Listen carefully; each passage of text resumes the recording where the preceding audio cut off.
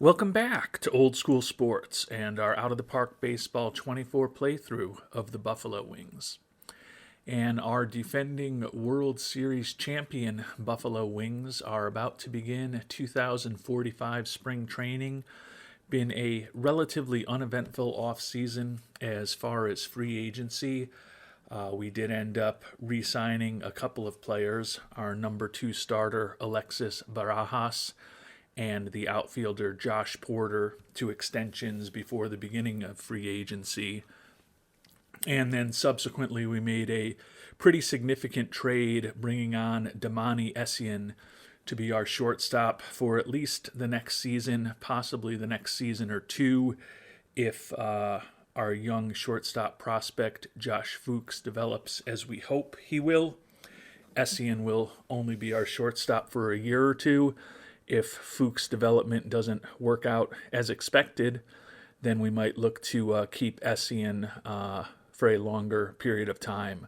But we've only got him for 1 year guaranteed at this point because he's got a player option for next season anyways. Bringing in a relatively larger group to spring training this year, 56 players overall. We'll start winnowing that down over time. But right now we've got a pretty full boat of players on the spring training roster. That said, I don't think there are really a lot of positions that are incredibly competitive at this point. I think maybe the last couple spots in our bullpen could be competitive as far as who makes the 26-man roster. But other than that, unless we have some injuries, I don't think there's going to be a lot of complicated decisions for us in a month from now. So the big point is just to keep this team as healthy as possible. We are absolutely in win now mode for this upcoming season, expecting that our new, more financially focused owner will cut our budget significantly after this year. So thinking that this is our last and perhaps best opportunity in this playthrough to finally get a repeat with this team. We've made the playoffs 17 consecutive years, winning 4 world championships, but we've never won back-to-back titles, and hoping that 2045 will be the season that changes that.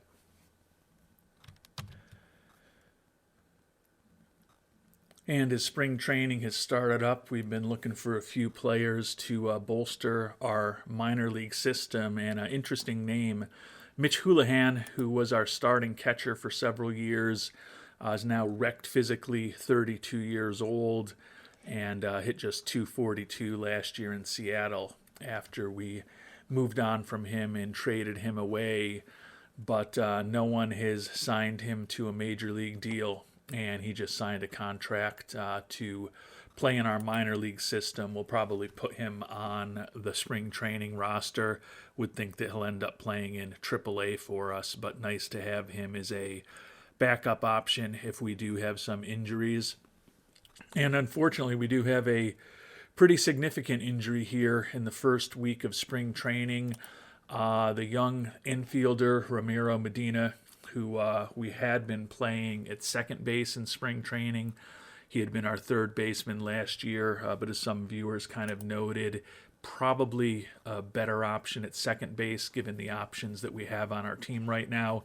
Coming off of an outstanding year, 269 average, 27 homers, 98 ribbies, 35 doubles, 5 triples, 30 of 35 stealing bases, all added up to an 816 OPS, 122 WRC plus, and a WAR in excess of 5. And unfortunately, he suffered a strained PCL, going to be out for about 7 weeks. So that will mean that we get to put a surprising player onto our 26-man roster as far as the position players. Just literally minutes after I was talking about the fact that I didn't think we'd have any interesting decisions to make coming out of spring training as far as the 13 position players we'll be bringing north. And unfortunately, the injuries are beginning to add up here in spring training. Edgar Canales, who's going to be a 4th or 5th outfielder for us, out for 5 weeks with bone marrow edema in his knee. So he will also be missing the start of the upcoming season. And unfortunately, the franchise, Jim Reichert, out pending a diagnosis of his injury. If Reichert were to suffer a significant long term injury, that could be very disruptive to our plans to repeat. Hopefully, it will not be anything too serious. And really bad news here on Wednesday, March 8th. The young first baseman Jim Reichert, broken bone in his elbow and is going to miss 4 months. Good news is if we do make the playoffs, he should be back and hopefully completely healthy by then. But for a player who we've recently made a long-term contractual commitment to, and we think was going to be the centerpiece of our lineup, not just this season, but for many seasons going forward, to see his potential rookie year completely derailed by this injury is, as I have said many times in the past, not optimal. And with the body count of our injuries climbing higher, we've been adding a few additional players into our minor league system, and we've reunited with a familiar name who is doing that OOTP thing where a Hall of Fame bound player ends up spending his final season or two looking for a job in the minors rather than retiring. But Shamar Janneret was unemployed. He is now 40 years old, wrecked physically, and he is even more useless defensively than Deshaun Seifu is, which is saying something. Still very popular with the fans. Don't think he's going to be good enough to make our roster, even with the injuries to position players that we've suffered. But we're going to at least give him a little playing time over this last week and a half of spring training, get an updated scouting report on him, see exactly what he looks like. Conceivably, he could end up in our minor league system as opposed to someone else's minor league system, which again is an odd thing for a two-time MVP who was a perennial all-star, perennial Silver Slugger winner, and he won a couple World Series with us about a decade ago, and he was the MVP in both of those World Series. 9 home runs away from 500 for his career, and 22 hits away from 2,500 for his career.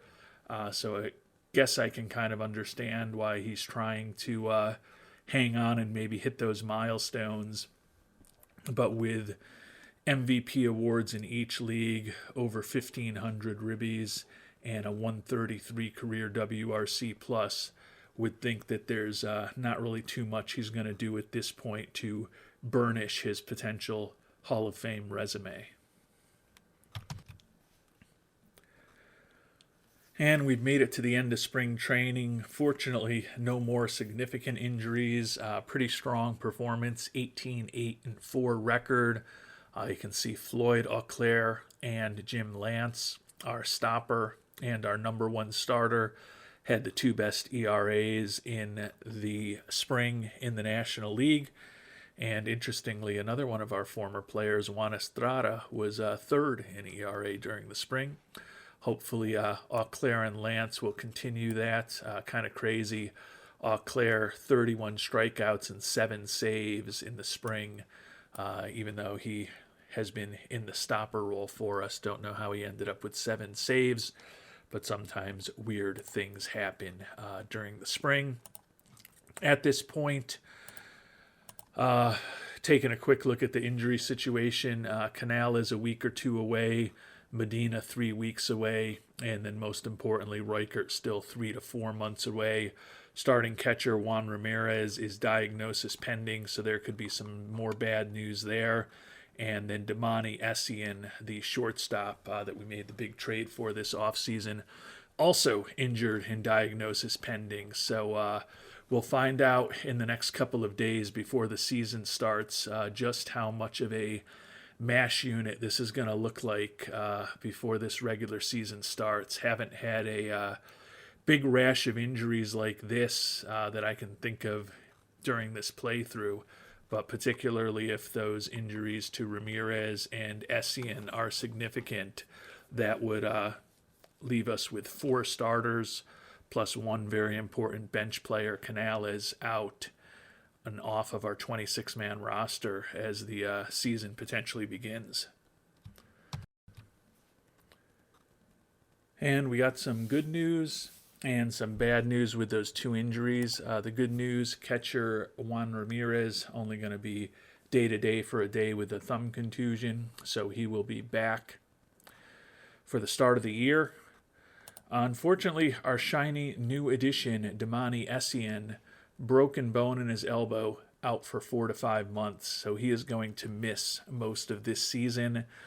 So we are in a really bad situation in terms of some injuries. Essien, as we talked about at the start of the episode, can actually opt out of his contract after this year.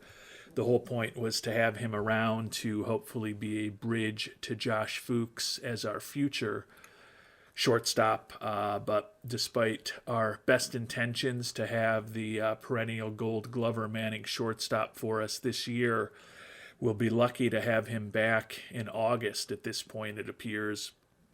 Hopefully we can keep this team in contention over the next several months, but we've suffered some pretty significant injuries here, as we talked about, as we get ready for this season to begin.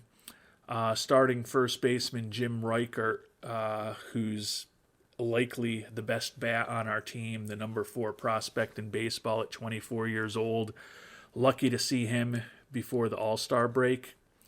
Damani Essien starting shortstop, as we noted. We'll be lucky to see him in August.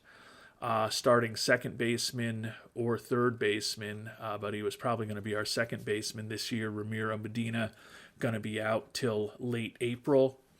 And Edgar Canales, who is a starter for us against left-handed pitching, even though he's a left-handed hitter and an important bat off the bench, will miss the start of the regular season. So not the best situation here for the Buffalo Wings as we try to pair the final 35 players on our spring training roster down to the 26 who will go north with us.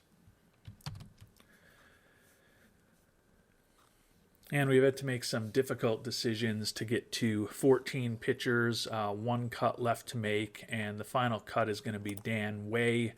You may remember we picked him in the Rule 5 draft from the White Sox. He did make his major league debut last year with them, made the jump all the way from high A ball to the majors, and he was pretty effective with a 0.96 ERA, 9 hits allowed, and 27 strikeouts over 18 2/3 innings.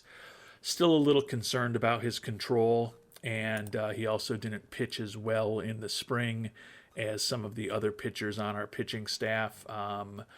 So it probably speaks well of where our pitching is that Way is not going to make the 26-man roster. Looking at our starting rotation, and you can see during the spring, with the exception of the youngster Jim Coles, the starters have been exceptional. Jim Lance, Alexis Barajas back as our 1 and 2 starters. Chris Lott will be our 3rd starter. The youngster Jim Coles is going to be making his major league debut as our 4th starter. And Simeon Minelli will be back as our number 5 starter. Joe Scott back as a closer, Floyd Auclair back as our stopper. Still going to work on figuring out the rest of these roles for the rest of the players before the season starts. But Luis Palencia and Nate Ruckel will be back in the bullpen, along with the lefties Kevin Hale and Joe Warner. Chris Powers back for another season with us. And then Mike Roberts will also be back as well, a guy who spent last year completely with Buffalo. Took him a while as a 7th-round pick in 2039 to finally make it onto the major league team. But he did pitch well for us in limited action as a long reliever last year. And we'll see if he can do similarly this year. So we figured out the 13 position players. or the 13 pitchers. Now we've got to turn to the 13 position players that we're going to bring north with us. And given the number of injuries that we've experienced and the significance of some of those injuries, there will definitely be some surprising players heading north with us. Will the veteran Shamar Jenneret be one of them? Only time will tell. I believe that was an Asia song.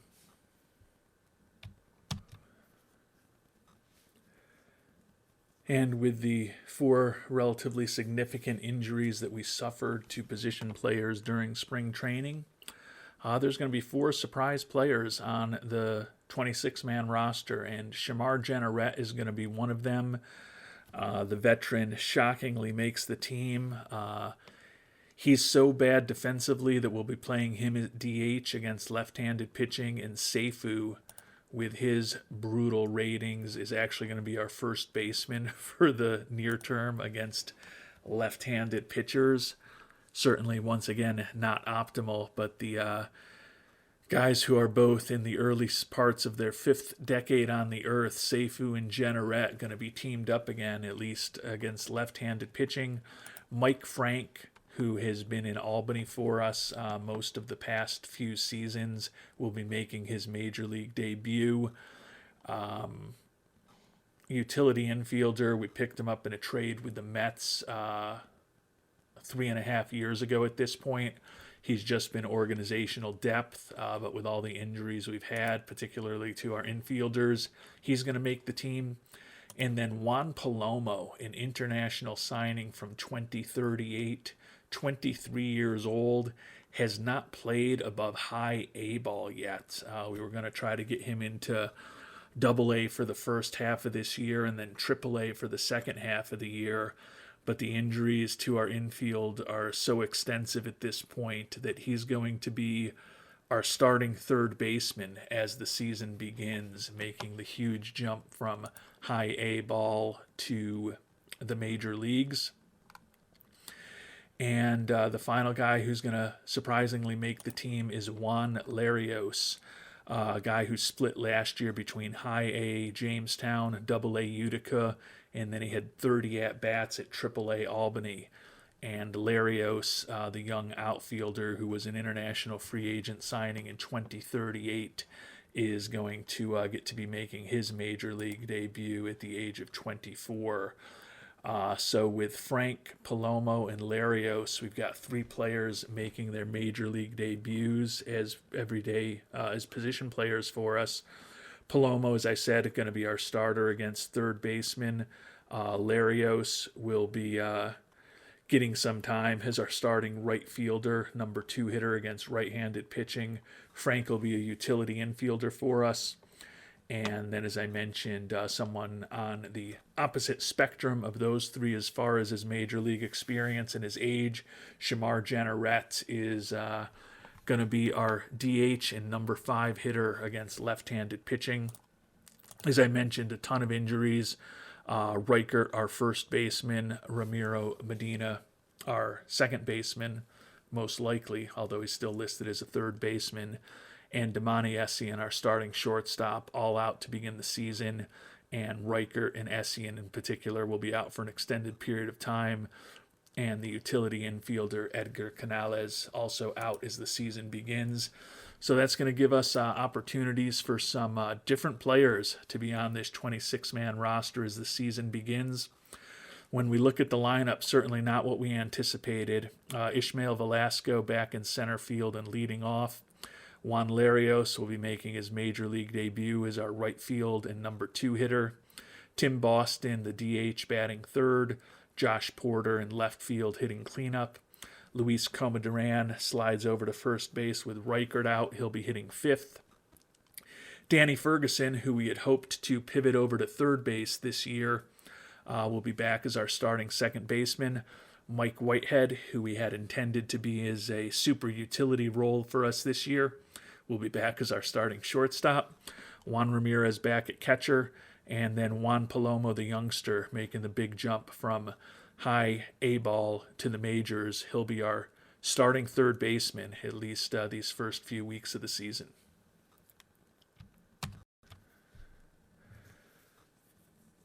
And as we get ready for the season to begin, our new owner wants us to play better than 500 ball. As we've talked about, we're the defending World Series champions.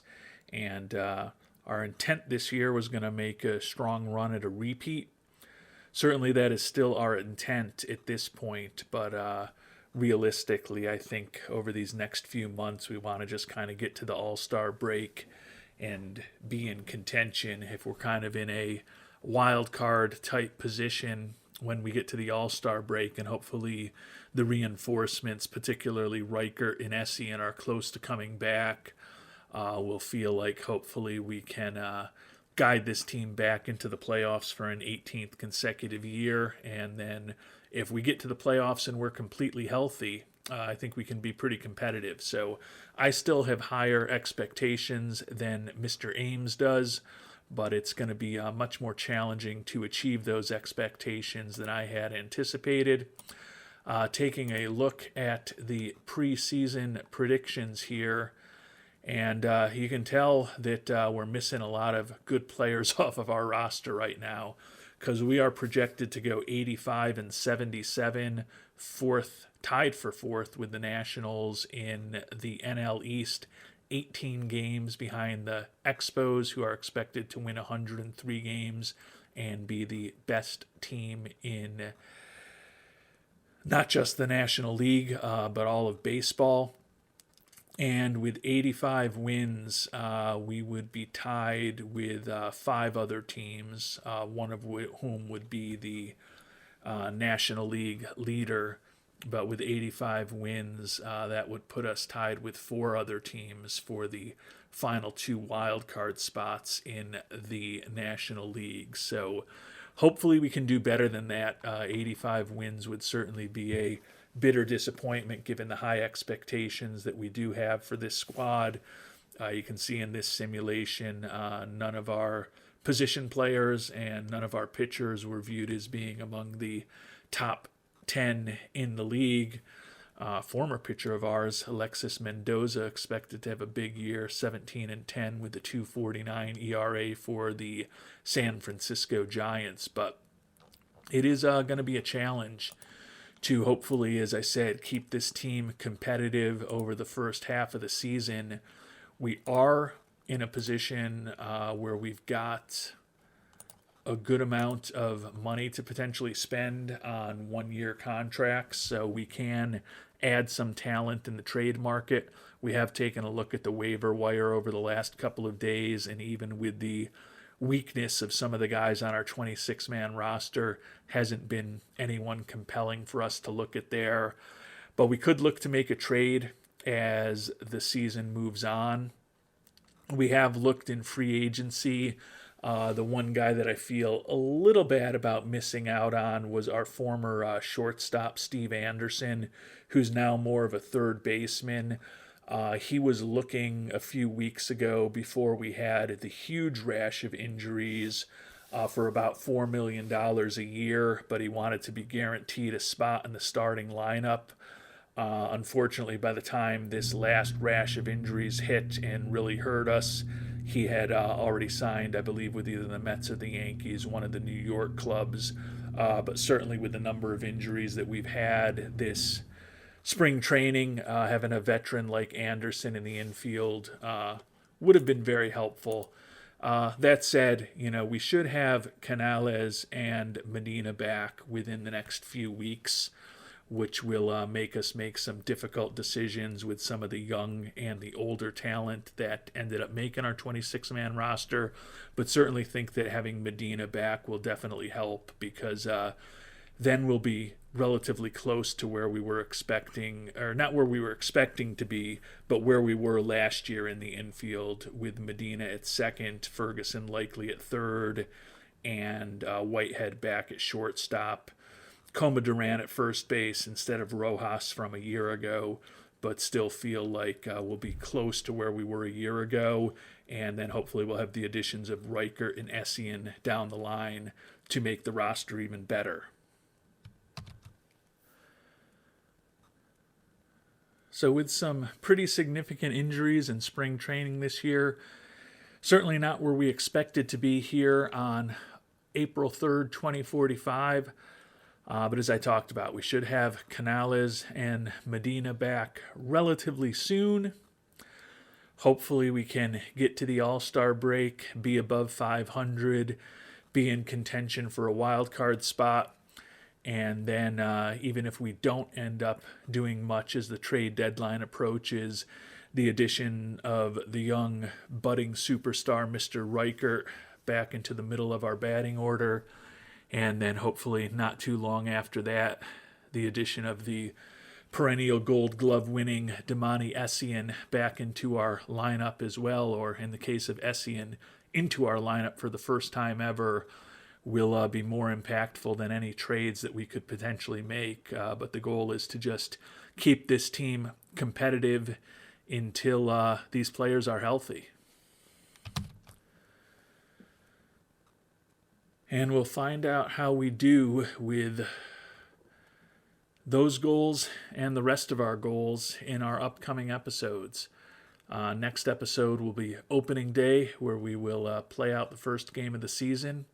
And then after that, we'll probably be simming up through the draft, which will give us a good idea of what this team will actually look like as we get close to the All-Star break, and whether we can remain competitive despite all of those injuries and the fact that we've got a number of very surprising players on our 26-man roster. And I guess you could certainly say I jinxed myself, because at the top of the episode, I know I said that there were really no decisions to be made as far as the position players. And as it turned out, 4 pretty significant injuries meant we ended up with 4 surprising players on our 26-man roster here on opening day 2045. And we'll find out how all of that works out in our next episode. Until then, thanks so much for watching, and hope you have a great day.